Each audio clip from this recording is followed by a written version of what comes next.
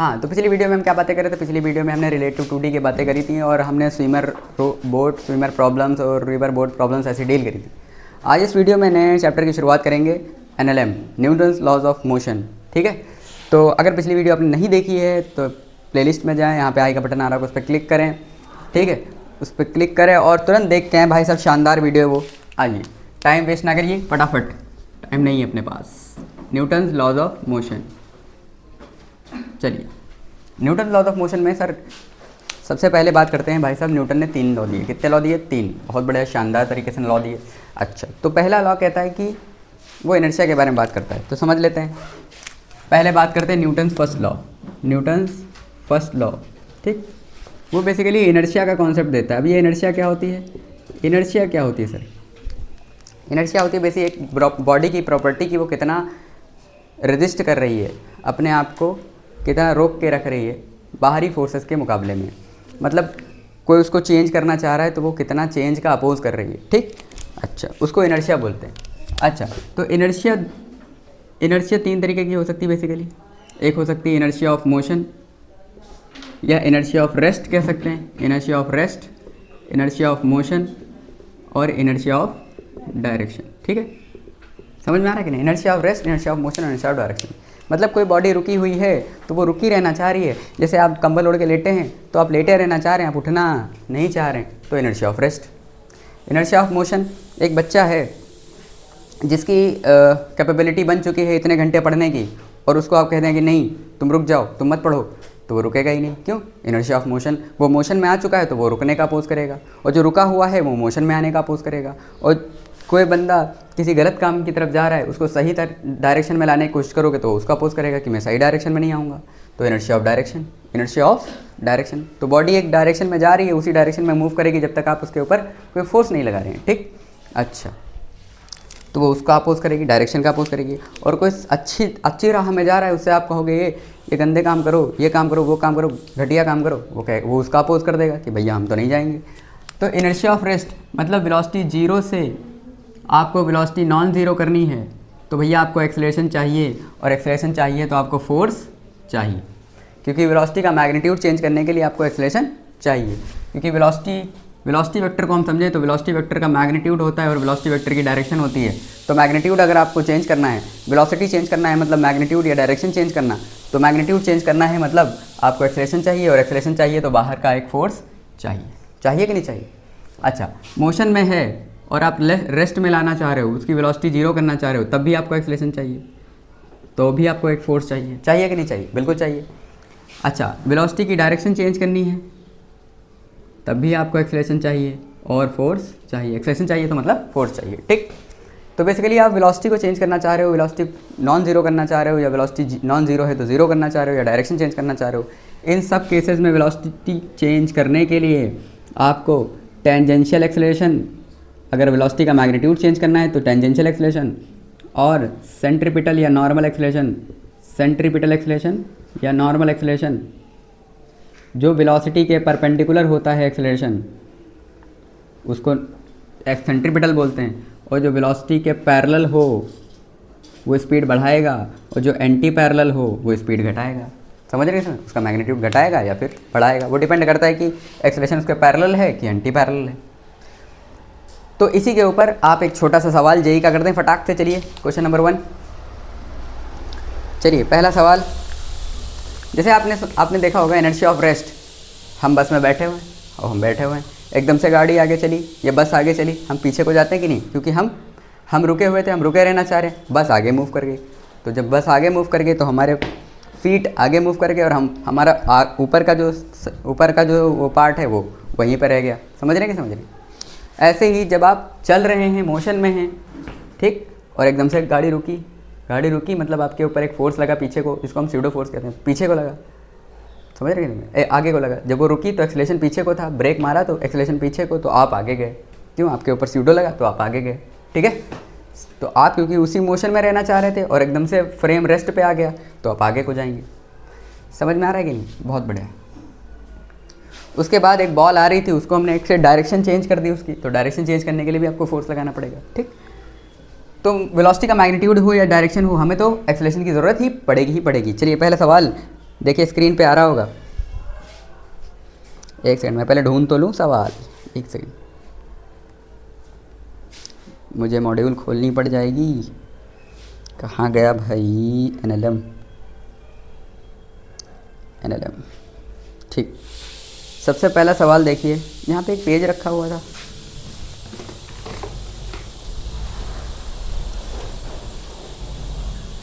हाँ चलिए सबसे पहला क्वेश्चन पढ़िए क्या आ रहा है। एक एसर्शन दिया हुआ है, एक इलेक्ट्रिक फ़ैन घूमता रहता है, रोटेट करता रहता है, स्विच ऑफ करने के बाद भी वो घूमता रहता है। बिल्कुल बात, एक बार आपने घुमा दिया तो घूमता ही रहेगा। फ़ैन, फिर रीज़न कह रहा है fan continues to rotate due to the inertia of motion. तो भाई इनर्शिया ऑफ मोशन ही तो है, वो मोशन में है तो मोशन में ही तो रहना चाहता है, तो फ़ैन ऑफ करने के बाद भी वो थोड़ी देर घूमता रहता है कि नहीं, बिल्कुल घूमता रहता है। तो एसर्शन भी सही है और रीज़न भी सही है, ठीक। एक छोटा सा सवाल कर लिया, ठीक। अच्छा, उसके बाद आगे बातें करते हैं, अच्छा लगेगा आपको, ध्यान समझें। तो ये न्यूटन का फर्स्ट लॉ हो गया। क्या हो गया? फर्स्ट लॉ, मतलब आपको अरिस्टोटल ने किया था, बाकी काम इन्होंने किया, ठीक। अब जो आपको फोर्स है, सर ये फोर्स आएगी कहाँ से? किसी की वेलोसिटी चेंज करनी है तो फोर्स किसी की वेलोसिटी चेंज नहीं करनी है तो फोर्स, वेलोसिटी चेंज करनी है तो फोर्स, और डायरेक्शन चेंज करनी है तो फोर्स। तो ये फोर्स आएगा कहाँ से? इसके लिए उन्होंने सेकेंड लॉ दिया, और उन्होंने कहा, ध्यान समझे, इसको हटा दें, इसकी स्क्रीनशॉट ले लें फटाक से।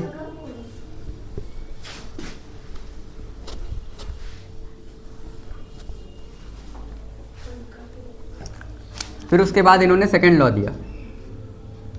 सेकंड लॉ कौन सा लॉ? Second law. इन्होंने कहा देखो वो फोर्स जो है, जो रेस्ट से मोशन में लाएगा, मोशन से रेस्ट में ले जाएगा या डायरेक्शन चेंज करेगा, वो फोर्स करेगा। वो फोर्स कैसे आएगा? उन्होंने कहा फोर्स जो आएगा वो change in momentum upon change in time, rate of change of momentum होता है। किसी चीज़ में हम चेंज देख रहे हैं विद रिस्पेक्ट टू टाइम, तो उसको हम रेट कहते हैं। क्या कहते हैं? रेट कहते हैं। तो rate of change of momentum with respect to time. अब सर ये मोमेंटम क्या चीज़ होती है? ध्यान समझें, मोमेंटम, इसको हम लीनियर मोमेंटम कह रहे हैं फिलहाल के लिए। लीनियर मोमेंटम, एक एंगुलर मोमेंटम भी होता है, लीनियर मोमेंटम p। तो ये क्या बताता है? कहता है मास इनटू वेलोसिटी का जो प्रोडक्ट होता है उसको हम क्या कहते हैं? मोमेंटम। और इसकी kg मीटर पर सेकंड इसकी यूनिट आ जाएगी। अच्छा सर क्या मतलब?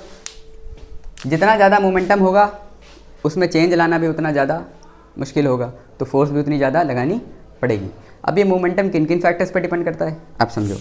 जैसे एग्जांपल के तौर पे हम आपसे कहें सर 2 मीटर पर सेकंड से कोई चीज़ आ रही है और एक 10 मीटर पर सेकंड से कोई चीज़ आ रही है, तो किसको रोकना आसान है? किस पे फोर्स लगाएंगे आसानी से रुक जाएगा?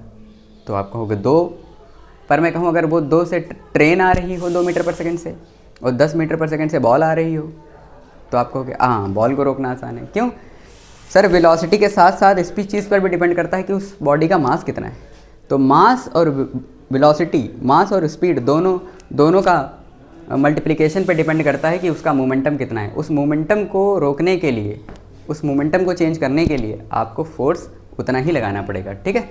तो ये दोनों के प्रोडक्ट पे डिपेंड करता है कि आपको कितना फोर्स लगाना पड़ेगा, ठीक।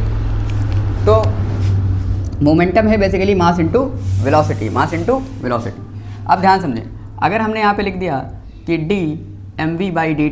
dmv/dt ऐसे लिख दिया, तो आप क्या कहोगे? सर dmv/dt, इसके 3 चीज़ें हो सकती हैं इसमें, ध्यान समझें। सबसे पहले अगर मास कांस्टेंट है, बॉडी का मास नहीं चेंज हो रहा है लेकिन स्पीड चेंज हो जाए, हमने फोर्स लगाया और बॉडी का मास चेंज नहीं हुआ, सिर्फ क्या चेंज हो गई? स्पीड चेंज हो गई। तो मास कांस्टेंट था, बाहर आ गया, बाहर आ गया और dv/dt रह गया। और dv/dt को क्या हम एक्सेलरेशन कहते हैं? तो मास इंटू एक्सेलरेशन, ठीक। आप सोच रहे हो कि मोमेंटम भी एक वेक्टर क्वांटिटी है। भाई किसी भी वेक्टर को आप स्केलर से मल्टीप्लाई करोगे तो वेक्टर ही आएगा। क्या आएगा? लेकिन जैसे मैंने कहा आपके पास स्पीड है 2i कैप, कितनी है? सर ये वेलोसिटी वेक्टर क्वांटिटी है। आपने कहा इसको 4 गुना कर दो, तो एक वेक्टर को आपने स्केलर से मल्टीप्लाई कर दिया तो क्या हो जाएगा? वेक्टर ही तो आएगा। क्या आएगा? वेक्टर ही आएगा भाई साहब, ठीक, कोई दिक्कत वाली बात नहीं है। अच्छा, फिर उसके बाद अगर आपने वेलोसिटी कांस्टेंट रखी, आपने कहा एक काम करते हैं, वेलोसिटी तो कांस्टेंट रखेंगे इस बार लेकिन मास चेंज करेंगे, तो मास चेंज होगा। तो भाई वेलोसिटी कांस्टेंट है, बाहर आ गई, dm/dt, ये है rate of change of mass with respect to time. ठीक है। अच्छा, आपने कहा आप कुछ भी कांस्टेंट नहीं रखेंगे, तो अगर आप कुछ भी कांस्टेंट नहीं रखेंगे तो एक बार इसको कांस्टेंट मान के इसका डिफरेंशिएशन, फिर एक बार इसको कांस्टेंट मान के इसका डिफरेंशिएशन। तो एक बार आपने फोर्स लिखा, force is equals to M constant D B by D T, फिर एक बार V D M by D T. समझ आया कुछ? बहुत बढ़िया। तो ये बेसिक बातें हैं। मास कांस्टेंट हो तो आपको ये फॉर्मूला लगाना है, और अगर मास चेंज हो रहा है तो आपको ये लगाना है, ठीक। और मास भी चेंज हो रहा हो, वेलोसिटी भी चेंज हो रही है तो आपको ये लगाना है, ठीक। अच्छा, तो ऐसे बहुत सारे प्रॉब्लम्स आएंगे। कन्वेयर बेल्ट प्रॉब्लम्स जहाँ मास चेंज हो रहा होगा, रॉकेट प्रॉब्लम जहाँ मास चेंज हो रहा होगा, ठीक। सैंड गिर रही है किसी बेल्ट पर और बेल्ट की स्पीड, एलिवेटर के ऊपर आदमी बढ़ते जा रहे हैं, मास बदल रहा है और वेलोसिटी कांस्टेंट रखनी है एलिवेटर की, ये वाला समझ रहे हैं। तो मास बदल रहा हो, सर हम ठेला लेके जा रहे हैं, पानी बरस रहा है, पानी भर रहा है ठेले पे, ठीक। तो मास चेंज हो रहा है ना उसका, तो मास चेंज हो रहा है, स्पीड हमने उतनी रखनी है। तो V D M by D T, V D M by D T. Mike चल रहा है, ठीक, बढ़िया। आप समझें, इधर देखिए, घबराइए नहीं, शर्माइए नहीं। इस फॉर्मूले को देखिए, इसको सही से लिखिए। क्या आप लिख सकते हैं D P is equals to F D T, D P is equals to F D T, क्या लिख सकते हैं? थोड़ा सा रिलैक्स कर लेते हैं। मोबाइल के बदले में बहुत कुछ मिल रहा है बाहर, क्या लेना चाहेंगे आप? एक कटोरा मिल रहा है मोबाइल के बदले में। चलो ध्यान समझें, इस फॉर्मूले को सही से ऐसे लिख सकते हैं कि नहीं लिख सकते हैं? अब ध्यान समझें, अगर आप पीटी का ग्राफ बनाएं, क्या बनाएं?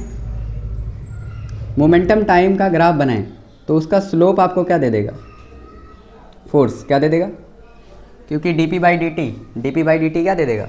स्लोप आपको फोर्स दे देगा, ठीक। अच्छा, अगर आप ऐसे ही वेलोसिटी टाइम का ग्राफ बनाएं, तो वेलोसिटी टाइम ग्राफ का आपको क्या दे देगा? Slope, acceleration. और एक्सेलरेशन को अगर आपने मास से मल्टीप्लाई कर दिया तो क्या फोर्स मिल जाएगा? बोला मिल जाएगा कि नहीं मिल जाएगा? ऐसे ही आप इधर इंटीग्रेट कर दो एफ डी टी, तो फोर्स और टाइम का ग्राफ बनाएं, फोर्स और टाइम का एरिया आपको क्या दे देगा? एरिया। सर ये चेंज इन मोमेंटम दे देगा, क्या दे देगा? ये है क्या? Change in momentum, F dot D T, क्या दे देगा? एफ डॉट डी टी, ठीक है। तो area, upper area minus lower area, ये आपको क्या दे देगा? Change in momentum. क्या दे देगा? Change in momentum. समझ आ रहा है कि नहीं आ रहा है? बिल्कुल समझ में आ रहा है। अच्छा, और देखें, बहुत बढ़िया, शानदार तरीके से समझ में आ रहा है। अच्छा बेटा, यहाँ तक समझ में आ गया? D P by D T F dot D T, ठीक। अच्छा, अब ध्यान समझें, अगर यही फोर्स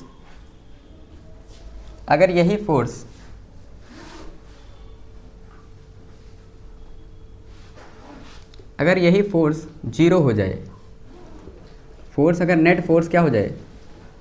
जीरो हो जाए। सर क्या हो जाए? जीरो हो जाए। तो आप क्या लिख सकते हैं? चेंज इन मोमेंटम भी जीरो हो जाएगा। Change in momentum, sir change in momentum zero हो जाएगा तो हम क्या लिख सकते हैं? P final minus P initial is equals to zero. तो P final is equals to P initial, क्या मोमेंटम कंजर्व हो जाएगा? मोमेंटम कंजर्वेशन लगा सकते हैं कि नहीं लगा सकते हैं? तो मोमेंटम कंजर्वेशन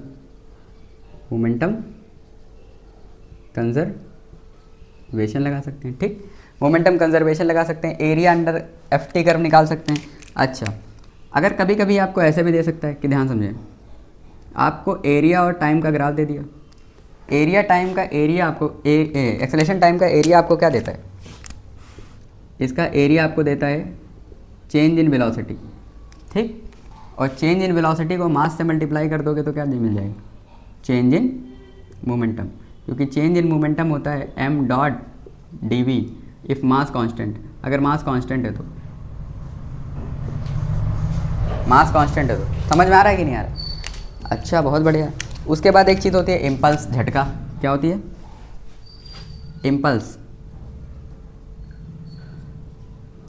इम्पल्स, जर्क भी आप कह सकते हैं। क्या कह सकते हैं? जर्क। क्या कह सकते हैं? जर्क। इम्पल्स क्या होता है सर? इम्पल्स को हम जे से डिनोट करेंगे, झटके से, ठीक। आप चाहें तो आई से डिनोट करें, कोई दिक्कत वाली बात नहीं है। झटका, तो झटका होता क्या है? झटका होता है बेसिकली छोटा सा फोर्स छोटे से टाइम के लिए। कोई फोर्स अगर आप छोटे से टाइम के लिए लगा रहे हैं, कोई फोर्स आप तो इम्पल्स आप ऐसे लिख सकते हो, इसको आप इम्पल्स लिखना चाहो तो आई से लिख सकते हो कि इम्पल्स क्या होता है। इम्पल्स होता है कि कोई फोर्स छोटे टाइम के लिए लगाया जाए, बहुत छोटे टाइम के लिए कोई फोर्स लगाया जाए तो उसको हम क्या कहते हैं, इम्पल्स। मतलब force for small time, for छोटे टाइम के लिए जर्क लगाया जाए तो जर्क बोलते हैं। ठीक, अब ध्यान समझें, अगर फोर्स कांस्टेंट नहीं है, अगर फोर्स कांस्टेंट नहीं है, इसमें दो सिचुएशन बन सकती हैं। अगर फोर्स कांस्टेंट है या फोर्स एवरेज फोर्स निकाला है आपने, दो चीज़ें हो सकती हैं, एवरेज फोर्स निकाला या कांस्टेंट फोर्स निकाला, तो फोर्स बाहर आ जाएगा, तो उस वक्त इनर्शिया हो जाएगी F average dot D T, F average dot D T. समझ आ रहा है कि नहीं आ रहा है? बहुत बढ़िया। उसके बाद अगर मान लो फोर्स कांस्टेंट नहीं है, फोर्स कांस्टेंट नहीं है तो F dot D T, force अंदर ही रहेगा। फोर्स कहाँ रहेगा सर? अंदर रहेगा। तो फोर्स अंदर रहेगा तो F dot D T, F dot D T को हम क्या डी पी लिख सकते हैं, डी पी लिख सकते हैं कि नहीं लिख सकते? तो ये क्या हम डी पी लिख सकते हैं ऐसे, डी पी, डी आई बराबर डी पी। इंटीग्रेट करोगे तो क्या आ जाएगा, impulse, impulse is equals to change in momentum. Impulse change in momentum कब आता है? जब फोर्स कांस्टेंट ना हो। ठीक है, अच्छा। और इम्पल्स कांस्टेंट, फोर्स कांस्टेंट होगा तो आपको आएगा F average dot D T. समझ रहे समझ रहे? बिल्कुल। अच्छा, यहाँ पे एक और चीज़ समझ लेते हैं कि जो इम्पल्स होता है जिसको हम झटका कह रहे हैं वो चेंज इन मोमेंटम है, वो चेंज इन मोमेंटम है। फील कर लेते हैं, अच्छा लगेगा आपको, चेंज इन मोमेंटम। तो हमने कहा झटका is equals to P final minus P initial. ठीक, अच्छा, तो हम ऐसे लिख सकते हैं पी इनिशियल प्लस एक झटका बराबर पी फाइनल। झटका को एक मोमेंटम टाइप है, जो झटका भी एक मोमेंटम टाइप है कि एक बॉल जा रही थी, एक बॉल ऐसे जा रही थी, उसका मोमेंटम था इनिशियल कुछ, उसके ऊपर हमने एक हथौड़ा मारा फटाक से, उसको एक झटका दिया, तो पी इनिशियल प्लस झटका, इसका ये बॉल का पी फाइनल हो गया। अब इसके ऊपर फाइनल मोमेंटम आ गया। ठीक, तो एक बॉल जा रही थी इनिशियली, हमने एक मारा झटका उसके ऊपर। ठीक, जर्क दिया, उसको इम्पल्स दिया, थोड़े से टाइम में ही एक लंबा सा फोर्स दे दिया। ठीक, तो हमने इनिशियली उसका मोमेंटम एक झटके के साथ चेंज कर दिया। समझ में आ रहा है? यहाँ तक के कहानी क्लियर है। अब इसी के ऊपर सवालों के सिलसिला शुरू करते हैं। पहले समझ लेते हैं न्यूटन सेकेंड लॉ, लंबा चलेगा। न्यूटन सेकेंड लॉ के ऊपर बहुत सारे सवाल होते हैं, तो हम एक एक करके डील करेंगे। पहले समझें, पहले बात करते हैं superposition forces, superposition of forces, superposition of forces. ठीक, कि अगर किसी बॉडी पे एक से ज़्यादा फोर्सेस लग जाएं तो क्या होगा। ठीक है, समझ में आ रहा है कि नहीं? और फिर उसके बाद डील करेंगे काइनेमैटिक्स, थोड़ी बहुत यहाँ पे काइनेमैटिक्स लग सकती है। फिर उसके बाद अगर सारी फोर्सेस मिलाकर जीरो हैं तो इक्विलिब्रियम की कंडीशन हो जाएगी, तब हम उसको इक्विलिब्रियम कंडीशन बोलेंगे कि सारी फोर्सेस जो बॉडी के ऊपर लग रही थी सब मिला के जीरो है। फिर उसके बाद अगर नेट फोर्स सारी की सारी जीरो नहीं है, ठीक है, सारी की सारी जीरो नहीं है, तो वो अलग क्वेश्चंस आ जाएंगे, उन पे डील करेंगे। ठीक, फिर कुछ और टाइप की फोर्सेस जैसे स्प्रिंग फोर्स, नॉर्मल फोर्स, ठीक, ये सारी चीज़ें। तो यहाँ पर बीच में हम एक और चीज़ पढ़ेंगे कि सारी की सारी टाइप ऑफ फोर्सेस में नॉर्मल फोर्स, फिर उसके बाद ग्रेविटी फोर्स, फिर उसके बाद स्प्रिंग फोर्स, उसके बाद स्ट्रिंग फोर्स, उसके बाद फ्रिक्शन फोर्स, ये सारी की सारी चीज़ें पढ़ेंगे। अब ये सारी की सारी फोर्सेस अगर लग गई, सारी की सारी फोर्सेस लग गई और हमारा सारा का सारा फोर्स मिला के जीरो आ गया, तो हम इसको इक्विलिब्रियम कंडीशन बोलेंगे। समझे? तो सबसे पहले सीक्वेंस वाइज पढ़ें, सुपरपोजिशन ऑफ फोर्सेस, काइनेमैटिक्स, फिर सारी टाइप्स ऑफ फोर्सेस, फिर उसके बाद नेट फोर्स, फिर उसके बाद लास्ट में हम फ्रिक्शन को अलग से डील करेंगे। फ्रिक्शन एक अपने आप में अलग टॉपिक हो जाएगा। ठीक, तो ये है हमारा, और यहाँ से यहाँ तक के आप समझें, यहाँ से यहाँ तक के ये आपका न्यूटन थर्ड लॉ चलेगा। क्या चलेगा? Newton third law. ठीक है, समझ में आ रहा है कि नहीं आ रहा है? बिल्कुल। यहाँ से यहाँ तक के सुपरपोजिशन, काइनेमैटिक्स के बाद यहाँ पे आप मोमेंटम कंजर्वेशन, ये सारी चीज़ें जो हैं आपकी सेकंड लॉ में आ जाएंगी और फिर आपसे थर्ड लॉ लगने लगेगा। ठीक है, तो एक एक करके डील करते हैं। सुपरपोजिशन फोर्सेज और काइनेमेटिक्स ऑफ फोर्सेज और momentum conservation, all these things line by line step by step करेंगे। आपको मस्त मक्खन से समझ में आएगा कि यार हाँ एनएलएम बहुत अच्छे शानदार समझ में आ रहा है। चलें इसको नोट कर लें, फोटो ले लें इसकी। ठीक,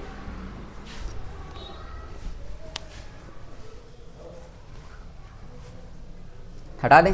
अच्छा,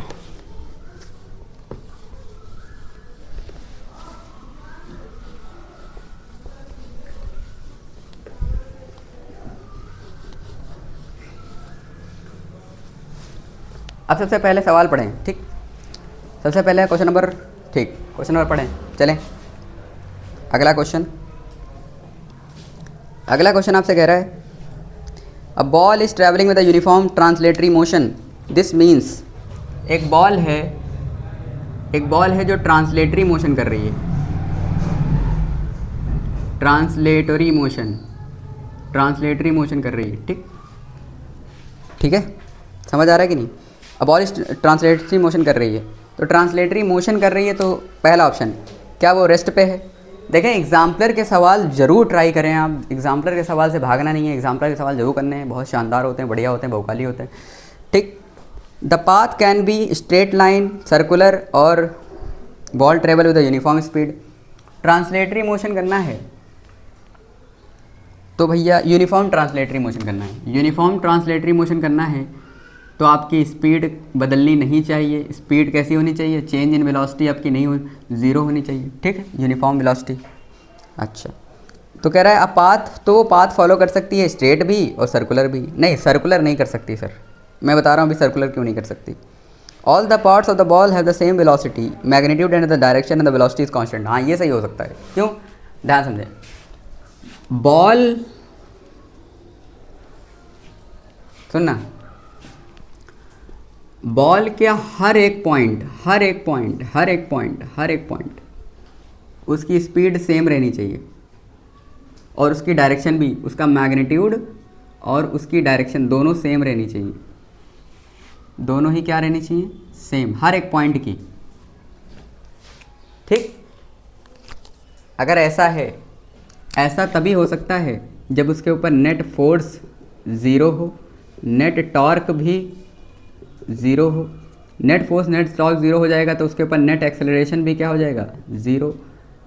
अल्फ़ा नेट क्या हो जाएगा? ज़ीरो।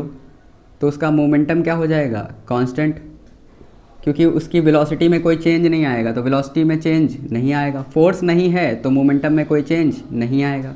वेलोसिटी हो जाएगी कांस्टेंट, मोमेंटम क्या हो जाएगा? कांस्टेंट। जब इतनी कंडीशन होंगी तब जाके हम उसको बोलेंगे कि वो यूनिफॉर्म ट्रांसलेटरी मोशन कर रहा है। समझे? क्यों? क्योंकि भैया एक बात बताओ, अगर ये बॉल सीधी जा रही है स्पीड से और घूम भी रही है, स्पिन भी कर रही है और आगे भी जा रही है, तो इस पार्ट की वेलोसिटी इधर है, इस पार्ट की वेलोसिटी इधर है, इस पार्ट की वेलोसिटी इधर है, इस पार्ट की वेलोसिटी इधर है। स्पीड बदल रही है कि नहीं बदल रही हर एक पॉइंट की? तो आप ये कैसे कह सकते हो ये यूनिफॉर्म ट्रांसलेटरी मोशन है? ये रोटेशनल मोशन भी हो सकता, मतलब ये रोटेशन मोशन में भी आ जाएगा। समझ रहे हैं? तो यूनिफॉर्म ट्रांसलेटरी मोशन का मतलब है टॉर्क नहीं होना चाहिए, वो घूमनी नहीं चाहिए सर, उसका हर एक पॉइंट की स्पीड और वेलोसिटी सेम रहनी चाहिए। अब यहीं पे एक और सवाल कर लेते हैं, ध्यान समझें। इसको समझ में आ गया कि नहीं? तो ऑप्शन क्या हो जाएगा इसका? सी। क्या हो जाएगा? सी वाला ऑप्शन। अगला क्वेश्चन देखें और फिर उसके बाद मैं एक और कॉन्सेप्ट समझाता हूँ आपको कि ये सारी चीज़ें तभी हो सकती हैं, सुनना ध्यान समझें, ये सारी चीज़ें तभी हो सकती हैं जब net force in one plane, एक प्लेन में सारे फोर्सेस जो हों, एक पर्टिकुलर प्लेन में सारे फोर्सेस जो हों वो ज़ीरो हो जाएं। ऐसा तभी हो सकता है जब आप F1, मान लो एक बॉडी पे कई फोर्सेस लग रहे हैं, F1 plus F2 plus F3, ये सब मिला के आपके ज़ीरो होने चाहिए। और ऐसा तभी हो सकता है जब आप ऐसे ट्रायंगल बनाएं और ये तीनों एक ही प्लेन में हों, F1 F2 F3। ठीक है, ऐसा तभी हो सकता है सर। ठीक, और ये तीनों के तीनों एक ही प्लेन में होने चाहिए फोर्स। समझ रहे हैं कि समझ रहे हैं? तो एक ट्रायंगल बन जाए। लाइक अगर आपसे ऐसा कह दे F1 प्लस F2 बराबर माइनस F3, तो ये भी सही है, कोई दिक्कत वाली बात थोड़ी नहीं, ये इधर आके ऐसे ही बन जाएगा। ठीक, नहीं समझ में आया? अब इस कॉन्सेप्ट को नोट करें, net force in one plane, सारे फोर्सेस एक प्लेन के वो सारे के सारे जीरो हो गए तो उस वक्त टॉर्क भी जीरो हो जाएगा, नेट फोर्स भी जीरो हो जाएगा, नेट एक्सेलरेशन भी जीरो हो जाएगा, अल्फा भी जीरो हो जाएगा, चेंज इन वेलोसिटी नहीं होगी, चेंज इन मोमेंटम नहीं होगा, वेलोसिटी कांस्टेंट हो जाएगी, मोमेंटम कांस्टेंट हो जाएगी। इतनी कंडीशन हो सकती है। ठीक है, बढ़िया सवाल, शानदार सवाल। ठीक, तो एक एग्जाम्पलर के एक क्वेश्चन से आपको कितनी वैरायटी के कॉन्सेप्ट सीखने को मिलते हैं वो आप सोच भी नहीं सकते। ठीक, तो एक छोटा सा क्वेश्चन था लेकिन क्वेश्चन ने आपको इतने सारे कॉन्सेप्ट सिखा दिए। ठीक, चलिए एक अगला क्वेश्चन है, अगला क्वेश्चन नंबर 5, क्वेश्चन नंबर 5 है शायद, हाँ। अगला देखें, एक अ मीटर स्केल, ये भी एग्जाम्पल का सवाल है। A metre scale with a uniform velocity. भाई यूनिफॉर्म वेलोसिटी का मतलब है स्पीड कांस्टेंट, हाँ कि ना? तो एक क्वेश्चन देखिए, क्वेश्चन आ रहा होगा आप स्क्रीन पे, क्वेश्चन आ रहा होगा, देखिए। एक मीटर स्केल है, एक मीटर स्केल है, लो इस मीटर स्केल है, यूनिफॉर्म वेलोसिटी से जा रही, यूनिफॉर्म स्पीड से जा रही है, यूनिफॉर्म वेलोसिटी से। यूनिफॉर्म वेलोसिटी का मतलब है यूनिफॉर्म ट्रांसलेटरी मोशन। ठीक, यूनिफॉर्म वेलोसिटी से जा रही है, इसका मतलब क्या हो सकता है? इसका मतलब पहला option, the forces acting on the scale is zero but the torque about the centre of the mass can act on the scale. नहीं, यूनिफॉर्म वेलोसिटी का मतलब है pure translatory motion, uniform translatory motion, तो उसका हर एक point v से ही जाना चाहिए। ठीक है, उसका हर एक पॉइंट, वरना ये रोटेट करने लगेगा और यहाँ की स्पीड जब ये घूमेगा तो यहाँ की स्पीड और यहाँ की स्पीड ऐसे ऐसे हो जाएंगी, तो वेलोसिटी चेंज हो जाएगी, यूनिफॉर्म वेलोसिटी नहीं रहेगी फिर, क्योंकि वेलोसिटी चेंज हो रही है बार बार। अगर ये घूमने लगी तो वेलोसिटी चेंज होगी कि नहीं? क्योंकि डायरेक्शन चेंज होगी, स्पीड भले वही रहे लेकिन डायरेक्शन चेंज होगी, तो यूनिफॉर्म वेलोसिटी तो नहीं रहेगी। यूनिफॉर्म वेलोसिटी कैसे रह जाएगी भाई?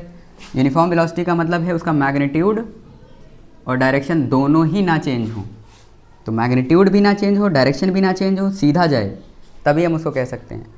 तो इसमें टॉर्क नहीं आनी चाहिए। टॉर्क का मतलब टॉर्क इसको घुमाने वाला इफेक्ट, एक इसको चलाने वाला है फोर्स और एक घुमाने वाला फोर्स, तो टॉर्क नहीं आना चाहिए। ठीक, तो टॉर्क नहीं होना चाहिए, नेट फोर्स भी नहीं होना चाहिए, टॉर्क भी नहीं होना चाहिए। ठीक है, चलो पहला ऑप्शन तो मर गया। दूसरा, a force acting on the scale is zero but the torque acting about the centre of the mass is also zero. हाँ सही बात, दोनों ही जीरो होने चाहिए, फोर्स भी जीरो होना चाहिए और टॉर्क भी जीरो होना चाहिए। ठीक, दूसरा सही लग रहा है। The total force acting on the it need not to be zero but the torque is zero. नहीं, फोर्स भी जीरो हो, टॉर्क भी zero, neither the force not the torque भी जीरो, तो गलत बात। दोनों ही जीरो होने चाहिए, दोनों ही क्या होने चाहिए? जीरो होने चाहिए। अभी एग्जाम्पल के 2 सवाल देखें आप, शानदार सवाल, कितने कॉन्सेप्ट खोल दिए आपके, समझ में आ रहा है कि नहीं? बढ़िया, शानदार, भोकाली। चलिए नोट डाउन करिए, नोट करिए सर। ठीक, उसके बाद अगला क्वेश्चन, क्वेश्चन नंबर 7 ट्राई करें। क्वेश्चन नंबर 7, क्वेश्चन नंबर 7 मैं वो क्वेश्चन करा रहा हूँ, बीच बीच के आपको शीट मिल जाएगी, टेंशन ना ले। आपको क्वेश्चन, अब जो मैं क्वेश्चन करा रहा हूँ वो क्वेश्चन ट्राई करें बस खाली, उसके बाद आप बाकी के सारे कर लेंगे। Question number 1, question number 4, question number 5, question number 7, ये लाइन से करते जाएँ। ठीक, जो बता रहा हूँ। ठीक, क्वेश्चन नंबर 7, फिर उसके बाद हम आते हैं वापस से क्वेश्चन नंबर 6, इस टाइप से। क्वेश्चन नंबर 7 ट्राई करें। आपसे कह रहा है कि 3 फोर्सेस लग रहे हैं, पढ़ें क्वेश्चन। कह रहा है 3 फोर्सेस लग रहे हैं, F1, F2, F3, represented by the 3 side of the triangle, represented by the 3 side of the triangle such that F1 and F1 plus F2 minus F3 side of the triangle, F1 F2 F3 side of the triangle हैं और वो F1 plus F2 बराबर minus F3 है। ठीक, तो these are forces are concurrent forces and satisfy the condition of equilibrium। तो net force zero है, यहाँ पे नेट फोर्स क्या है? ज़ीरो है, नेट फोर्स जीरो है, तो उसके लिए क्या इक्विलिब्रियम की कंडीशन हो जाएगी? हाँ ठीक है। तो हमसे कह रहा है the triangle made up by 3 forces F1 F2 3 as a side taken in the same order. Same order का मतलब ये ऐसे गया, फिर ये इसको क्या फॉलो किया, फिर ये इसको फॉलो कर रहा है। हाँ, सब एक ही ऑर्डर में फॉलो कर रहे हैं, तुम हमको फॉलो करो, हम तुमको, फिर मतलब ये ऐसे गया, फिर उसको फॉलो ये कर रहा है, फिर उसको फॉलो ये कर रहा है। ठीक है, तो सेम ऑर्डर में है। ठीक, ऐसा नहीं है कि F1 ऐसे गया, फिर F2 ऐसे गया, फिर F3 ऐसे आ गया, ऐसे नहीं है। ठीक, यहाँ पे नेट फोर्स ज़ीरो नहीं है, इस केस में नेट फोर्स ज़ीरो नहीं है, यहाँ पे नेट फोर्स ज़ीरो है, क्योंकि यहाँ पे सब मतलब ऑर्डर में हैं, ठीक। तो सही बात, हाँ कि ना। अब ये जेई का सवाल है जेई का सवाल है सर 2021 का, ठीक। जेई का सवाल है 2021 का। अब समझे, बोथ स्टेटमेंट आर करेक्ट, ऐसा कहाँ है? D option. कौन सा? Both statement are correct. समझ में आ रहा है कि नहीं आ रहा है? बिल्कुल शानदार तरीके से समझ में आ रहा है कि नहीं आ रहा है? बहुत बढ़िया। ऐसे बहुकाली सवाल करते रहें, ठीक। अब आते हैं, चलिए इस सब टॉपिक पे तो बात करेंगे। अब सुपर पोजिशन ऑफ फोर्सेस की बातें करते हैं। सुपर पोजिशन फोर्सेस,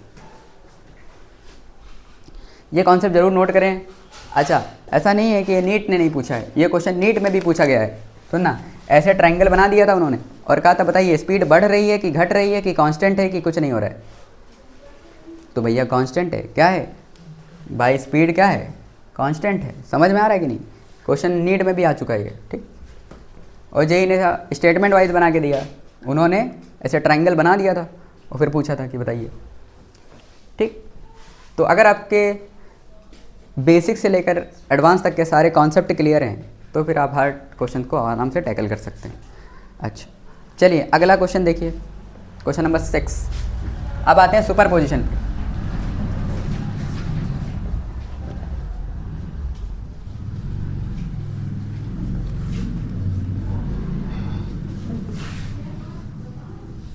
ग्यारह बजे बता देना, मुझे जाना है एक मीटिंग।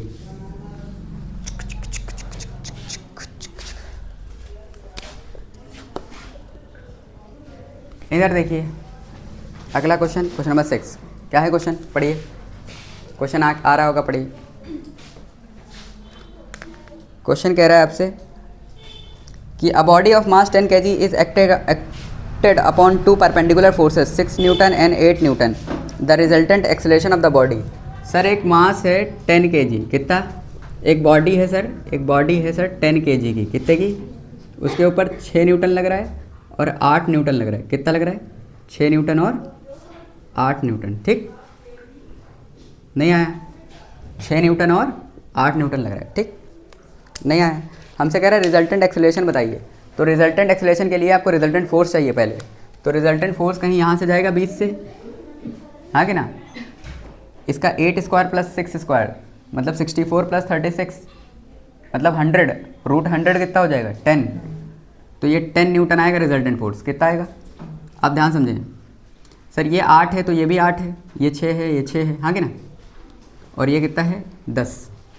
तो अब 8/6 53 डिग्री और 6/8 37 डिग्री।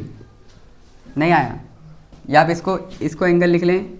ये वाला जो थीटा है ये है आपका tan 6/8।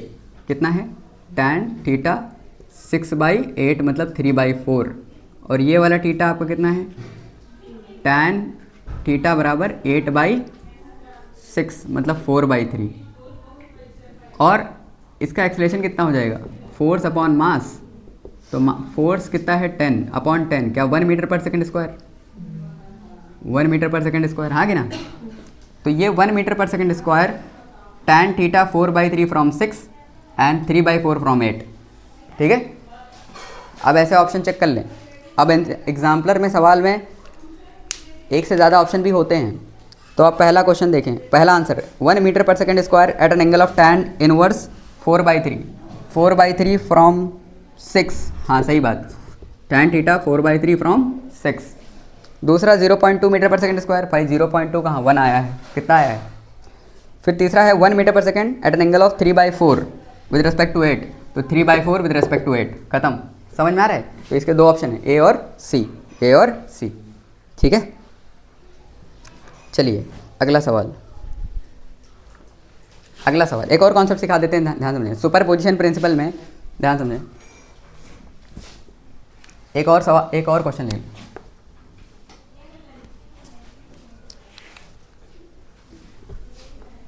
क्वेश्चन एक और शानदार, इम्पॉर्टेंट, शानदार बहुकाली, ठीक, यहीं पे याद आ रहा है। क्वेश्चन हो रहा है आपका क्वेश्चन नंबर 10 देखिए, क्वेश्चन नंबर 10, ठीक। कह रहा है 3 फोर्सेस लग रही हैं acting on a particular mass such that F1, F2 and F3 are mutually perpendicular. 3 forces लग रही हैं सच दैट F2 और F3 और F2 क्या हैं? म्यूचुअली परपेंडिकुलर हैं, ठीक है।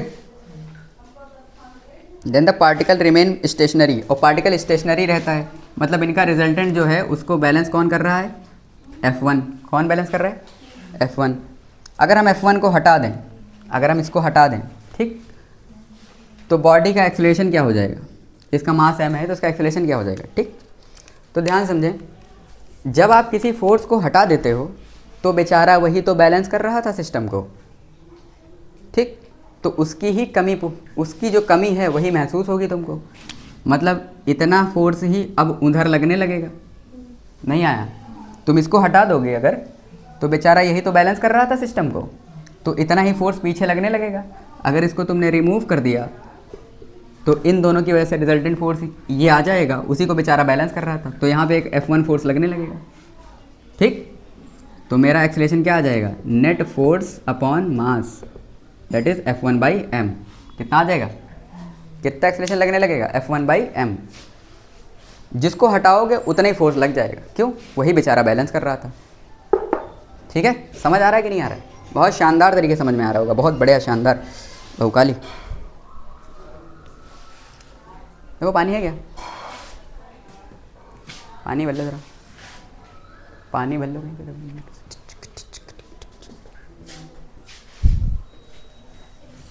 चलें आगे कोई क्वेश्चन करते हैं, बढ़िया लगेगा आपको। अब सुपरपोजिशन ऑफ थोड़ा बहुत वेक्टर कंपोनेंट्स वगैरह भी आपको आने चाहिए, ठीक। तो हटा दें इसको,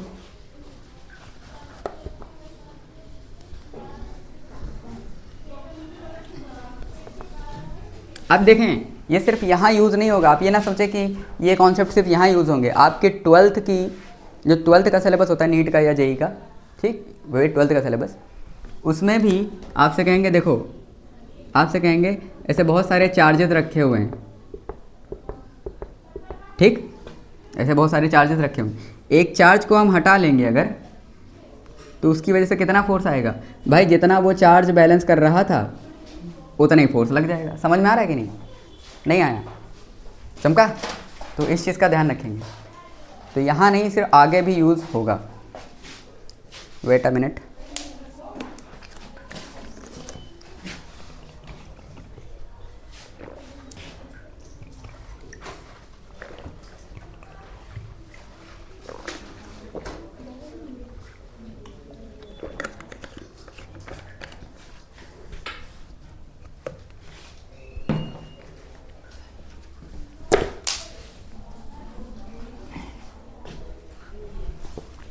चलिए अगला सवाल क्वेश्चन नंबर 6।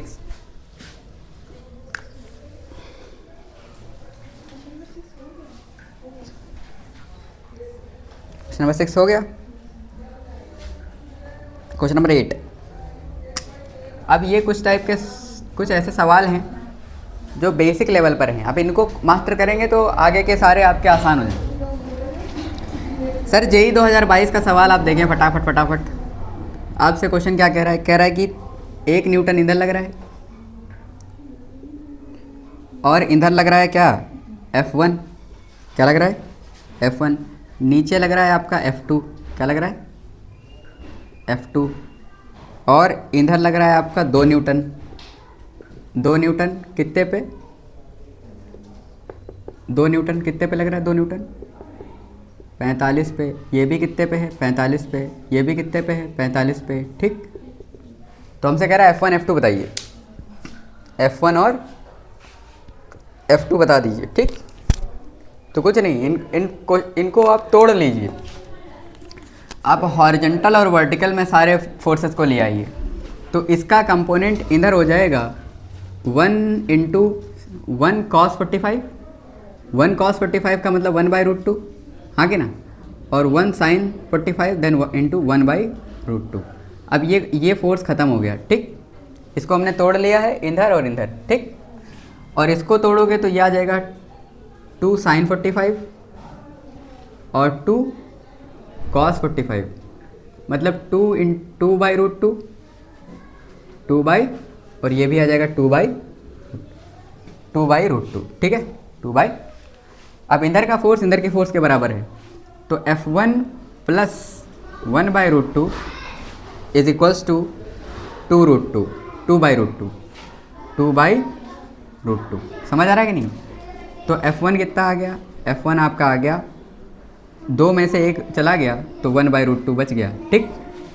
और इधर वाले देखिए 1/√2 प्लस 2/√2, 3/√2। तो F2 को बैलेंस करने के लिए ऊपर आपको चाहिए 1/√2 प्लस 2/√2 मतलब 3/√2। तो ये F2 आ गया।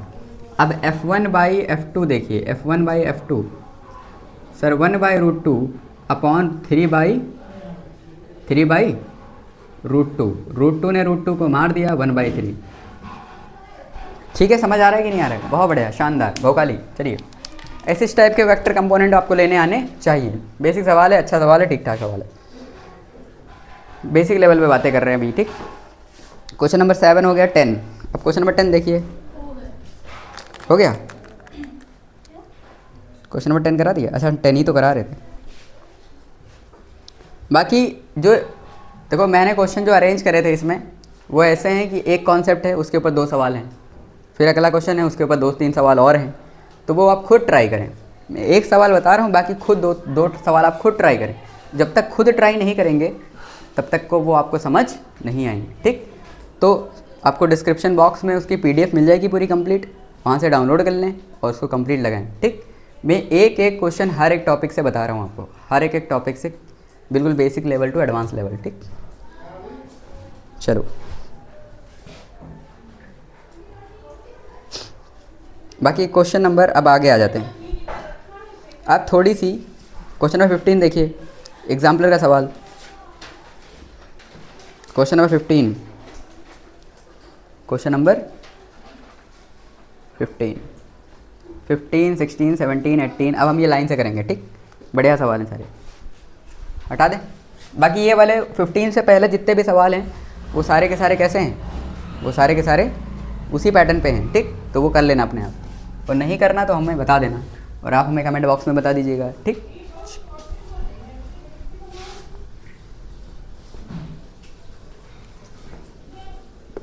क्वेश्चन नंबर 15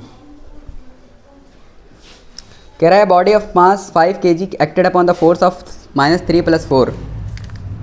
तो एक बॉडी है, मास 5 kg है उसका, पढ़िए क्वेश्चन पढ़िए। उसके ऊपर फोर्स कितना लग रहा है सर? फोर्स लग रहा है -3i + 4j, -3i + 4j। समझ रहे हैं कि समझ रहे हैं? और टाइम 0 पर इतना फोर्स लगा। फिर कह रहा है उसकी velocity at time 0 is velocity, और टाइम 0 पर वेलोसिटी कितनी है? उसकी वेलोसिटी है 6i कैप -12j कैप, ठीक। The time eight which is just velocity along the y axis. अच्छा, बहुत शानदार सवाल, प्यारा सवाल। कह रहा है कि वो टाइम बताइए जब velocity only in y direction, ठीक है। शानदार सवाल, एक बार ट्राई करें आप, पॉज करें स्क्रीन को और खुद ट्राई करें। स्क्रीन को पॉज करके खुद ट्राई करें। चलें ट्राई करें। ट्राई कर लिया? अच्छा, देखिए क्वेश्चन के अंदर आपसे कह रहा है कि आपको वेलोसिटी बतानी है y डायरेक्शन में हो। तो सिर्फ वेलोसिटी y डायरेक्शन में हो, इसका मतलब क्या? x डायरेक्शन में 0 हो। तो फाइनल वेलोसिटी x डायरेक्शन में, इनिशियल वेलोसिटी x डायरेक्शन में माइनस, क्योंकि इसको 0 करना है तो एक एक्सेलरेशन निगेटिव होना चाहिए, तो x × t। अब फाइनल वेलोसिटी x में 0 करना है, इनिशियल वेलोसिटी x में क्या 6i है, तो 6 है, कितनी है? 6 माइनस एक्सेलरेशन। सर ये फोर्स है x का, तो x का फोर्स कितना है? x का फोर्स है -3i, -3 न्यूटन है कि नहीं? उसको एक्सेलरेशन से डिवाइड करेंगे तो एक्सेलरेशन ऑफ x आ जाएगा, हाँ, मास से डिवाइड करेंगे तो 3/5 आ गया। तो 3/5 × t, 3/5 × तो टाइम कितना आ जाएगा? टाइम आ जाएगा 3t/5 = 6, तो t = 10 सेकेंड। कितने सेकेंड? 10 सेकेंड, ठीक है। 10 सेकेंड के बाद सर वेलोसिटी सिर्फ किस डायरेक्शन में रह जाएगी? y direction. समझ आ रहा है कि नहीं आ रहा है? बढ़िया, शानदार सवाल। मैं एग्जाम्पलर इसलिए सॉल्व कराता हूँ क्योंकि एग्जाम्पलर बेस बनाता है आपका, बेस, समझ रहे हैं? उसके बाद नीट हो जेई हो आप क्वेश्चन कर लेंगे, ट्राई करेंगे। एग्जाम्पलर बहुत प्यारी होती है, एनसीईआरटी एग्जाम्पलर। फिर उसके बाद आप जेई का जब तड़का लगाते हैं उसके ऊपर तब मज़ा आ जाता है फिजिक्स का। चलिए ट्राई करें। अगला क्वेश्चन देखें, क्वेश्चन नंबर 10, क्वेश्चन नंबर 16, 17। अब 17 पे आते हैं। अब देखें जेई का सवाल आ गया, तड़का डालते हैं। हटा दें इसको।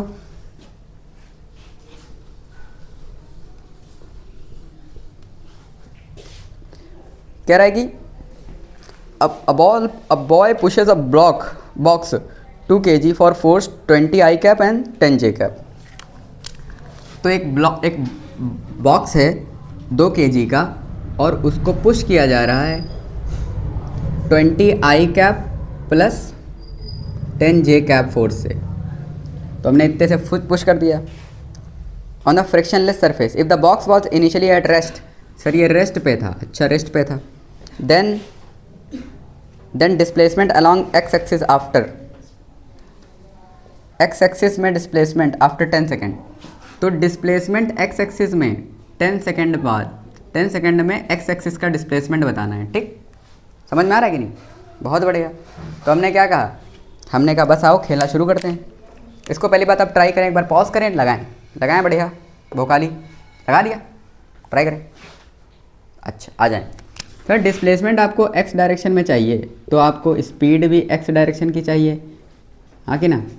और फोर्स लग रहा है, इसका मतलब एक्सेलेरेशन है। एक्सेलेरेशन यहाँ पे कितना है? 20/2 10 I कैप, 10/2 5 J कैप। ठीक है, फोर्स को मास से डिवाइड करोगे एक्सेलेरेशन मिल जाएगा, मिल गया। अब एक्स का एक्सेलेरेशन कितना है? 10।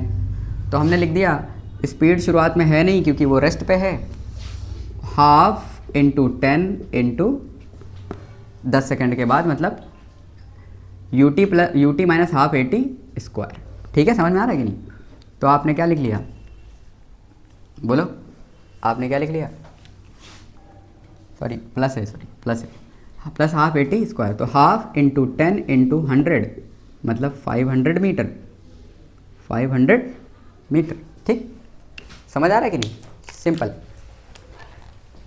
आया कि नहीं आया? आ गया।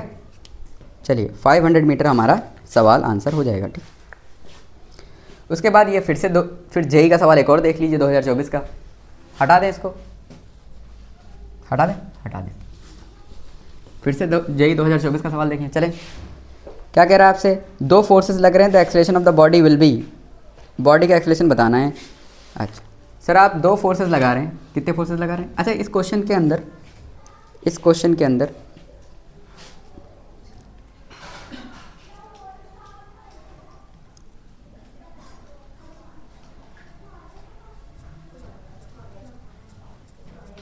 यहाँ पे मिसप्रिंट हो गया है थोड़ा सा। यहाँ पे अगर +7, हाँ 11 है, अच्छा सॉरी, हाँ ठीक। चलिए कोई क्वेश्चन नहीं। इस क्वेश्चन के अंदर आप ध्यान समझें, क्वेश्चन में मिसप्रिंट है। यहाँ पर 2 फोर्सेस लग रही हैं F1 F2। F1 लग रहा है आपका 5 I cap plus 8 J cap plus 11 K cap, हाँ। और दूसरा है 3 I cap minus 4 J cap plus 7 K cap minus 7 K cap. ठीक, हमसे कह रहा है मास है बॉडी का 4 किलो, 4 kg। तो एक्सेलेरेशन कितना हो जाएगा भाई? एक्सेलेरेशन हो जाएगा नेट फोर्स अपॉन नेट मास। तो नेट फोर्स कितना हो जाएगा? नेट मास। ठीक है, नेट फोर्स आपका 5 3 8 I कैप, 8 और 4 4 J कैप, वो भी प्लस का, 11 में से 7 चले गए तो 4 K कैप अपॉन 4। ठीक है, तो आंसर आ जाएगा आपका 2 I cap plus J cap plus K cap. ठीक, 2 I cap plus J cap plus K cap. ठीक, ऐसा कोई ऑप्शन है? सी वाला ऑप्शन है। ठीक, चलिए क्वेश्चन नंबर 18, फिर से जेई का तड़का।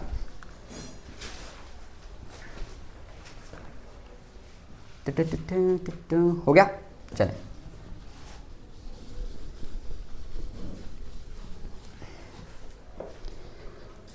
फिर से क्वेश्चन पढ़ें। A body of mass 2 kg moves with a force 2 I cap. Mass कितना है सर? 2 kg, ठीक। उसके ऊपर फोर्स लग रहा है 2 I cap plus 3 J cap plus 5 K cap. हमसे कह रहा है स्टार्ट्स फ्रॉम द ऑरिजिन, मतलब वो 0,0,0 से शुरू होता है, ठीक, और वो कहीं पर जाता है आफ्टर 4 सेकेंड, 4 सेकेंड के बाद इसके कोऑर्डिनेट्स हो जाते हैं 8, B, 20। The value of B, हमसे B की वैल्यू पूछ रहे हैं, ठीक। कोई बात नहीं, घबराने की कोई बात नहीं है, सिंपल ये काइनेमैटिक्स का सवाल है, ठीक है, ध्यान समझें। एक्सेलरेशन कितना आ जाएगा सर? एक्सेलरेशन आ जाएगा 1 I cap plus 3/2 J cap plus 5/2 K cap. समझ आ रहा है कि नहीं आ रहा है? बिल्कुल ठीक। अच्छा, आप ध्यान समझें, डिस्प्लेसमेंट के लिए आपको लगाना पड़ेगा R final minus R initial, ठीक है। डिस्प्लेसमेंट कितना होता है? R final minus, sir displacement क्या होता है? पोजीशन वेक्टर में change. R final minus R initial is equals to UT। अच्छा, ये रेस्ट पे था क्या? हाँ, रेस्ट पे था, ठीक। UT plus half AT square. समझ रहे हैं कि समझे? शुरुआत में रेस्ट पे था, और अगर ये 0,0,0 पे नहीं होता, 2, 3, 4 कुछ इस टाइप से होता, तो हम यहाँ पे लिखते 2 I cap plus 3 J cap plus 4 K cap, इस टाइप से लिखते। पर अभी तो ऑरिजिन पे है, तो हटाओ इसको, ठीक। R फाइनल पोजीशन वेक्टर, जो फाइनल पोजीशन वेक्टर हो जाएगा वो हो जाएगा हाफ। एक्सेलरेशन हमारा कितना है? कितना है sir? 1 I cap plus 3/2 J cap plus 5/2 K cap into T square, मतलब 4 का स्क्वायर मतलब 16। कितना? T स्क्वायर का मतलब है 4 का स्क्वायर मतलब 16, ठीक। तो 16 ने 2 को 8 को मार दिया, 8 I कैप प्लस ये अंदर मल्टीप्लाई होगा, 4 आए 12, 8 त्रिक 24, 24/2, 12 J कैप प्लस तुझे को 8, 4 पंजे 20 प्लस 20 K कैप।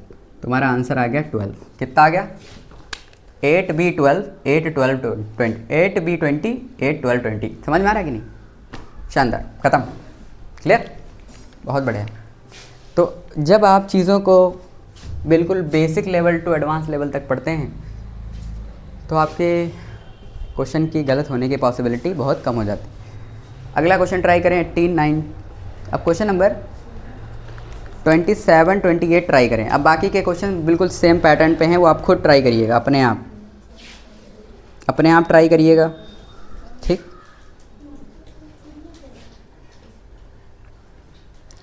ऐसे ही इसी पैटर्न पे जेई ने कम से कम बहुत 5-6 बार क्वेश्चन पूछ रखे हैं, ठीक। तो हम बार बार वो नहीं करा रहे हैं। अब आए सीधे क्वेश्चन आते हैं, क्वेश्चन नंबर 27। क्वेश्चन नंबर 27, ठीक। आप थोड़ी सी काइनेमैटिक्स वाइल खेलते हैं। क्या खेलते हैं? काइनेमैटिक्स खेलते हैं, ठीक। इधर देखिए, हटा दें इसको। बीच के कोई लग गए? बीच में कोई दिक्कत तो नहीं? लगे हैं कि नहीं लगे? नहीं लगे सारे, ठीक। क्वेश्चन नंबर 27, 11 बज गया, 3 क्वेश्चन और लेंगे बस, ठीक। फिर उसके बाद इम्पल्स के क्वेश्चन हम नेक्स्ट वीडियो में डील करेंगे, ठीक। टेंशन ना ले, बिल्कुल बेसिक टू एडवांस लेवल आपको तैयारी कराया है, टेंशन ना ले, बिल्कुल, ठीक। अब ये क्वेश्चन देखें, हमसे कह रहा है, पढ़िए क्वेश्चन पढ़िए देने।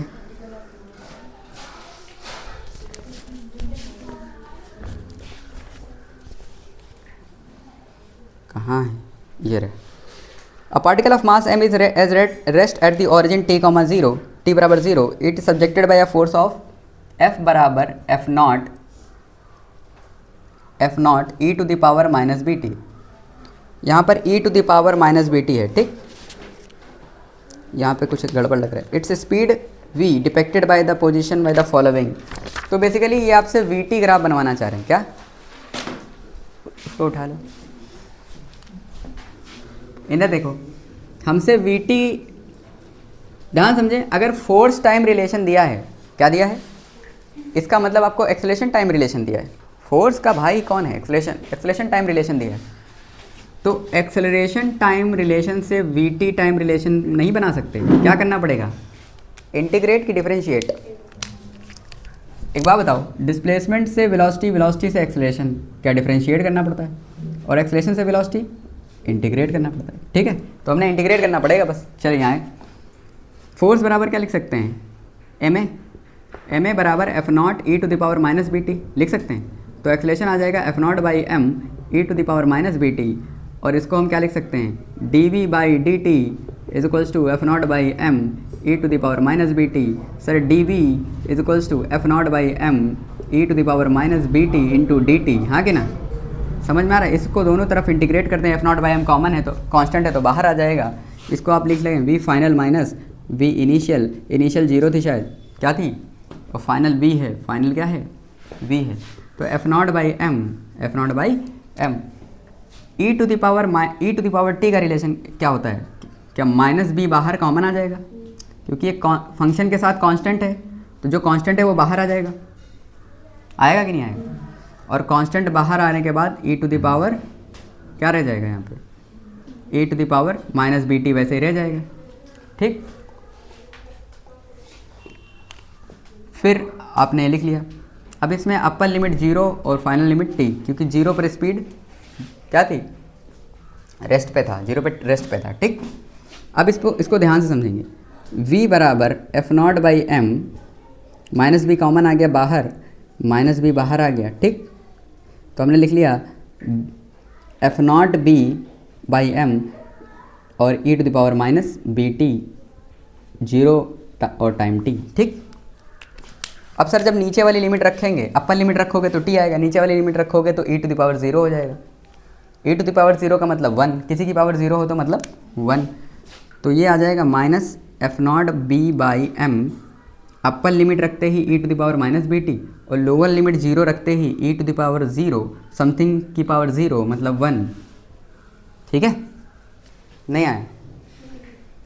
तो हमारा v आ गया minus F not by B by M E to the power minus B T minus 1। ठीक, और अगर आप माइनस अंदर भेज दें तो ये 1 इधर हो जाएगा प्लस का, और ई हो जाएगा माइनस का। तो F naught B by M 1 minus E to the power minus B T. ठीक है, तो ये किसकी इक्वेशन है? y बराबर 1 minus E to the power minus X की रिलेशन बन रही है कि नहीं? y बराबर 1 माइनस y और x में रिलेशन, हमें वी टी ग्राफ बनाना है, y और x में ग्राफ बनाना है, तो y बराबर 1 minus E to the power minus X की रिलेशन बन रही है, और y बराबर E to the power minus X की रिलेशन क्या होती है? यूँ कांस्टेंट। ठीक है, नहीं आया? और जब समय अनंत पहुंच जाएगा, जब ये समय बहुत बड़ा हो जाएगा, हाँ कि ना, अब इसको ऐसे लिख सकते हो 1 माइनस, ध्यान समझें, इसको समझें, v बराबर F naught B by M 1 minus E to the power, इसको हम नीचे ला के ऐसे लिख सकते हैं E to the power B T, E to the power B T लिख सकते हैं।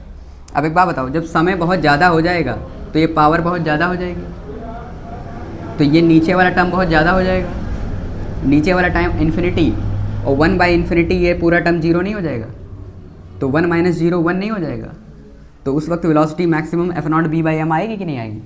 तो जब समय अनंत हो जाएगा तो वेलोसिटी कांस्टेंट हो जाएगी, that is F naught B by M. समझ आ रहा है कि नहीं आ रहा है? ठीक है, समझ आ गया, बढ़िया सवाल, अच्छा सवाल, भोपाली सवाल। चलें 2-3 सवाल काइनेमेटिक्स के ऊपर भी करेंगे ताकि अच्छा लगे, ताकि लगे कि हाँ पीछे वाले कॉन्सेप्ट रिवाइज हो रहे हैं, जो हमने पीछे पढ़े थे 1D में 2D में पढ़े थे वो भी रिवाइज हो रहे हैं। ठीक, अच्छा, इसको नोट कर लें, अगला क्वेश्चन ट्राई करें। अगला क्वेश्चन है आपका 29 ही तो था, ये कौन सा था? 28 ट्राई करें, 28 29, फिर बाकी के आप खुद करें क्योंकि वो सारे के सारे कॉमन हैं। ठीक, तो वो सारे के सारे आपसे हो जाएंगे। हटा दें इसको,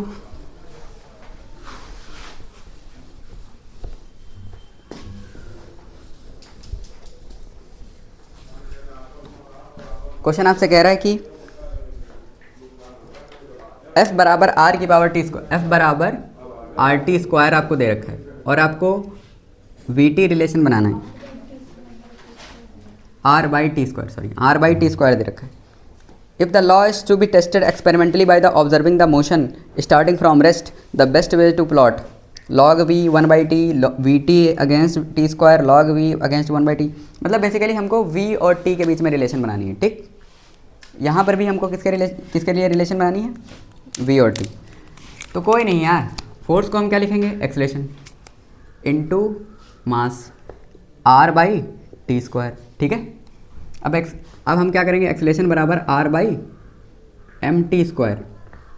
हमको एफ टी रिलेशन दिया है, कुछ नहीं ये ए टी रिलेशन ही दिया है, और ए टी से वी टी जाने का मतलब है इंटीग्रेट करना। तो पहले ए टी बना लिया, ये बन गया ए टी रिलेशन। अब इसको वी टी रिलेशन में चेंज करने के लिए क्या D we by D T कर दें, तो आर इंटू, अच्छा यहाँ पे वी भी था शायद, यहाँ पे वी भी था, ठीक, यहाँ पे वी था, ठीक है। तो एम टी स्क्वायर, ठीक है, टी उधर ले लो, वी इधर ले लो, तो D we by V is equals to R by M, T square ऊपर जाके टी की पावर -2 हो जाएगा, और डी टी उधर चला गया तो डी टी हो जाएगा, और इसको दोनों को इंटीग्रेट कर दो। तो डी वी 1 बाई वी का इंटीग्रेशन लॉग वी होता है कि नहीं, क्या होता है, जैसे 1 बाई एक्स डी एक्स का क्या होता है, लॉग एक्स क्या होता है, वैसे 1 बाई वी डी वी का क्या हो जाएगा, लॉग वी, ठीक। लॉग वी बराबर आर बाई एम, कॉन्स्टेंट है बाहर आ गया, आर बाई एम, और टी की पावर इंटीग्रेट करोगे तो -2 + 1 अपॉन -2 + 1, हाँ, तो टी की पावर -2 + 1 अपॉन -2 + 1 ऐसे लिख सकते हैं। अब ध्यान से -2 + 1 का मतलब -1, माइनस बाहर आ गया, तो -r बाई एम, और ये कितना बचा, टी की पावर -1, तो टी की पावर -1 नीचे जाकर 1 बाई टी की पावर +1 नहीं हो जाएगा, तो 1 बाई टी और log v में ग्राफ स्ट्रेट लाइन बना देंगे हम। समझ में आ रहा है कि नहीं, चमका कि नहीं चमका, log v और -r बाई एम, तो हमारा कौन सा ग्राफ आ जाएगा, log v versus 1 by T, log v versus 1 by T. समझ आ रहा है कि नहीं आ रहा है। चलिए अगला सवाल ट्राई करें। अगला सवाल देखें, f0, ये हटा दें, एक बार आप इसको नोट कर लें, पॉज करें, नोट करें, हटा दें।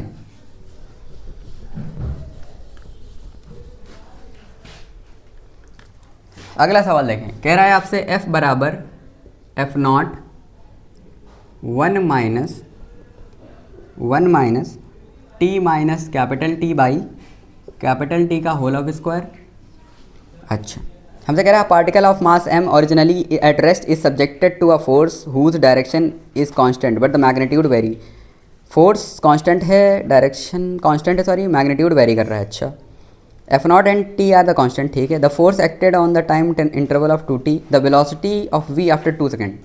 मतलब वेलोसिटी निकालनी है एट 2t, कब निकालनी है, वेलोसिटी कब निकालनी है, एट 2t। मतलब हमको vt रिलेशन बनाना पड़ेगा, फिर वही उसी टाइप का सवाल है कि नहीं, उसी टाइप का सवाल। तो फोर्स से vt रिलेशन जाने के लिए हमें क्या करना पड़ेगा, मैं एक वैरायटी आपको बार बार इसलिए करा रहा हूँ ताकि दिमाग में आपके बैठ जाए वो चीज़, ठीक। अच्छा, और थोड़ा बहुत इंटीग्रेशन भी खेलना हो। इसको हम क्या लिख सकते हैं, m, तो एक्सेलरेशन बराबर m नीचे आ जाएगा, तो क्या f0 बाई m नहीं हो जाएगा, 1 माइनस t। अब इसको ध्यान समझें, इसको क्या लिख सकते हैं, a स्क्वायर, हाँ, प्लस b स्क्वायर, हाँ कि ना, -2ab, हाँ कि ना, लिख सकते हैं। और सबके नीचे t स्क्वायर, हाँ कि ना, सबके नीचे t स्क्वायर और t स्क्वायर। और क्योंकि ये माइनस से ब्रैकेट खुलेगा तो ये माइनस हो जाएगा, और ये भी माइनस हो जाएगा, और ये वाला प्लस हो जाएगा। बोलो समझ में आ गया, इतना आया कि नहीं आया, मुझे ऐसा क्यों लग रहा है कि तुम्हें समझ नहीं आ रहा है। अब देखो t स्क्वायर ने t स्क्वायर को मार दिया, ये -1 और ये +1, ये मर जाएगा, ठीक। तो f0 by m is equals to t square by capital T square plus 2tt by T square. Sir t square common ले लें, नीचे का टी स्क्वायर कॉमन लेके बाहर भेज दो, तो ये बाहर आ गया, ये कहाँ गया, ये टी स्क्वायर बाहर आ गया। नहीं आया समझ, आया कि नहीं आया? तुम्हारा एक्सेलरेशन आ गया f not by M T square plus 2 capital T t. अब ये हमारी थोड़ी सी सिंप्लीफाइड वर्जन वाली इक्वेशन आ चुकी है, ठीक। थोड़ी सिंप्लीफाई करके लेके आए। अब ध्यान से देखें, अब आते हैं अपने कारनामे करने शुरू करते हैं। सर ए टी रिलेशन दिया है, वी टी बनानी है, तो D we by D T, तो D we by D T आप लिखोगे तो हम इसको डायरेक्ट लिख रहे हैं, इसको आप d we by D t लिखोगे और डी टी उधर चला जाएगा, तो डी वी बराबर F not by M T square. ये तो कॉमन है, कांस्टेंट है, कांस्टेंट है कि नहीं? अच्छा, फिर उसके बाद आपने क्या करा, ये कांस्टेंट है भाई साहब, ठीक, कांस्टेंट है कि नहीं? बोलो, ठीक। अब आपने क्या करा, कैपिटल टी स्क्वायर, अच्छा ये छोटा टी था, सॉरी, हाँ वही मैं कहूँ, ये कहाँ से आ गया, ये छोटा टी है, ठीक, छोटा टी स्क्वायर प्लस 2 इंटू छोटा टी बड़ा टी डी टी, ठीक है। अब इसको हमने इंटीग्रेट करना है, इसे अंदर भी इंटीग्रेट करना है, ठीक। नहीं आ रहा समझ? अब ध्यान से समझें,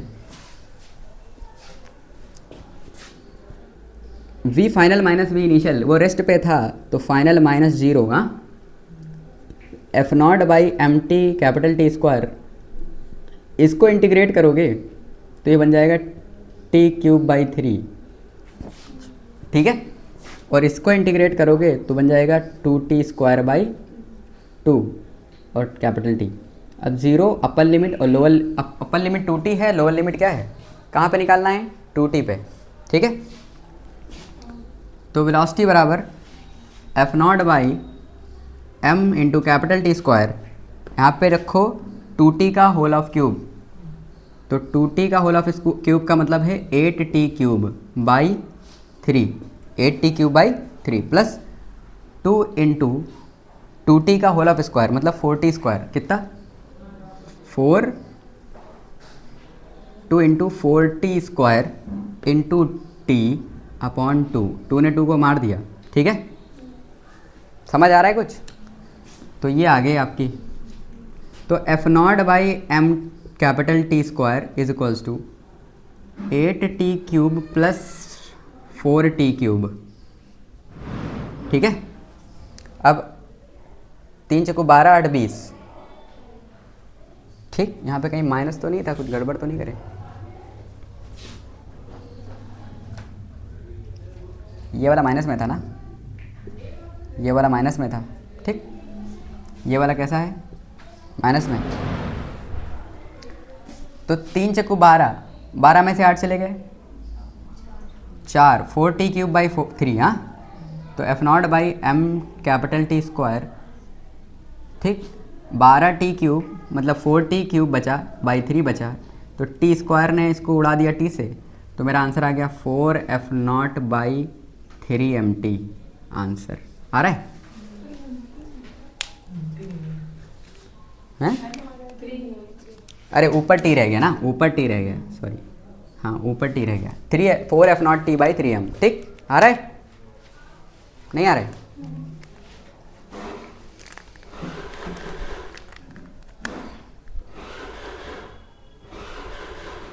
एक आखिरी क्वेश्चन करा देते हैं, फिर इसको ख़त्म करेंगे, ठीक, लास्ट।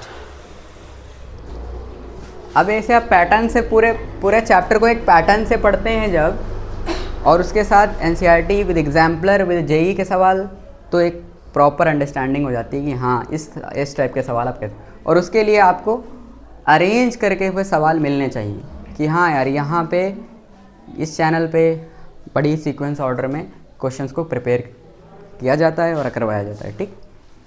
तो ठीक है, समझ में आ रहा है? तो आप आएँ, ट्राई करें हमारे साथ, इस जर्नी में हम आपके साथ देंगे। माइक चल रही है बेटा? ठीक, माइक डिस्चार्ज थी ना। चलें, एक आखिरी सवाल देख लें, क्वेश्चन नंबर 30, ठीक है। क्वेश्चन नंबर 30 देखें, 500 ग्राम की कोई बॉल है, ठीक है, मतलब 0.5 kg की है, कोई दिक्कत नहीं है, ठीक। मूविंग अलॉन्ग एक्स एक्सिस की तरफ मूव कर रही है with a velocity varying with velocity है आपकी 10√10/10√x मीटर। हाँ, 10√x मीटर। ठीक है। The force acting on the body is, तो समझें, अभी तक हम निकाल लेते फोर्स से वेलोसिटी, क्या निकाल लेते, और इसमें है वेलोसिटी से फोर्स। ठीक, समझ आ रहा है कि नहीं आ रहा है? समझ आ गया? अच्छा, तो बेसिकली हमको चाहिए फोर्स, तो फोर्स के लिए मास इंटू एक्सेलरेशन चाहिए, और मास तो हमें दिया है 0.5, 0.5 का मतलब 1/2, हाँ कि ना। अब हमें एक्सेलरेशन चाहिए, तो वेलोसिटी से एक्सेलरेशन क्या डिफरेंशिएट करके आता है। लेकिन सर वीएक्स रिलेशन देखते ही आप पागल हो जाते हैं क्या, कि एक्सेलरेशन v dv/dx होता है कि नहीं होता। वीएक्स रिलेशन देखते ही आप पागल हो जाते थे। मैंने कई बार इस टाइप के सवाल कराए कि वीएक्स रिलेशन देखते ही आप पागल हो जाएं कि इसमें v dv/dx लग सकता है। ठीक, तो लगा दो v dv/dx। सर v कितनी है, 10√x कितनी है, और dv/dx को आप अगर सॉल्व करेंगे तो dv/dx को आप क्या लिखेंगे, 10√x, इसको क्या लिखेंगे, dv/dx को आप क्या लिखेंगे, 10√x/dx, हाँ कि ना, लिखेंगे नहीं लिखेंगे। तो आप जब इसको लिखेंगे तो आपका 10 कॉमन आ जाएगा, d√x/dx, और इसका आपको याद रहना चाहिए ये 1/2√x होता है। कितना होता है, 1/2√x होता है। समझ आ रहा है कि नहीं आ रहा है? नहीं समझ में आ रहा है तो मैं ऐसे समझा देता हूँ। 10 कॉमन था, बाहर आ गया, √x को क्या आप हाफ लिख सकते हैं, हाफ लिख सकते हैं, और फंक्शन की पावर कांस्टेंट, तो कांस्टेंट पावर बाहर आएगी, और x में से कम हो जाएगा एक, तो आधे में से एक कम हो गया, माइनस आधा हो गया, माइनस आधा नीचे जाके प्लस आधा, और प्लस आधे का मतलब रूट, हाँ कि ना, तो नीचे जाकर कितना हो जाएगा, प्लस आधा, और प्लस आधा का मतलब रूट। ठीक, तो 1/2, तो ये आपका मर गया 5 से, तो आप गया 5/√x। तो ये इस वैल्यू को उठा के यहाँ पे रख दो, तो 5/√2, √2 ने √2 को मार दिया, एक्सेलरेशन आया 5 मीटर, 5/√x, 5/√x, √x ने √x को मार दिया, कितना आया, 50 मीटर पर सेकंड स्क्वायर। तो हमसे क्या पूछा था, तो आ गया ये आपका 50 मीटर पर सेकंड स्क्वायर, मतलब 25 न्यूटन। शानदार, ठीक है, समझ में आ रहा है। अगर आपको चैनल अच्छा लग रहा है, आपको भाई लग रहा है भाई अपना शानदार है, बढ़िया है, भोकाली, तो क्वेश्चंस को आप अच्छे से प्रिपेयर करें और साथ बनाए रखें, सब्सक्राइब करें, शेयर करें, जो करना है कर डालें आप। ठीक, बस रुके ना, बस चलते चले रहें, इस सफ़र में साथ में रहें, इस कश्ती पे सवार रहें, और ऐसे ही शेयर करते रहें, प्यार बनाते रहें, आपका सफ़र यूं ही चलता रहेगा। Thank you.